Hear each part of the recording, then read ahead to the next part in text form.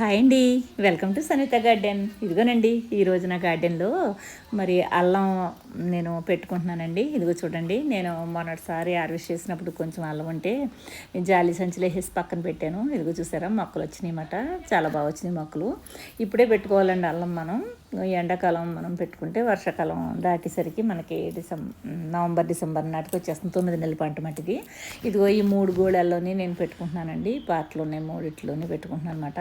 Soil అయితే garden soil ఇది. అన్నీ కలుపుకుని మళ్ళీ ఎండబెట్టుకున్నాను బాగాని మట్టి అదిని పెడుతున్నాను అనమాట. ఇంక 3 4 మొక్కలు కడిగి పెట్టుకుంటున్నానండి.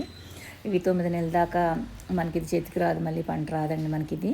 అయితే మనం ఇలా పెట్టుకుని రోజు షెమీ షేడ్లో పెట్టుకోవచ్చండి. ఫుల్ ఎండ అవసరం లేదు దీనికి. షెమీ షేడ్లో పెడితే చక్కగా మళ్ళీ మనం హార్వెస్ట్ చేసుకోవచ్చండి. మనకి రోజువారీ కావాల్సింది తీసుకోవచ్చు అన్నమాట.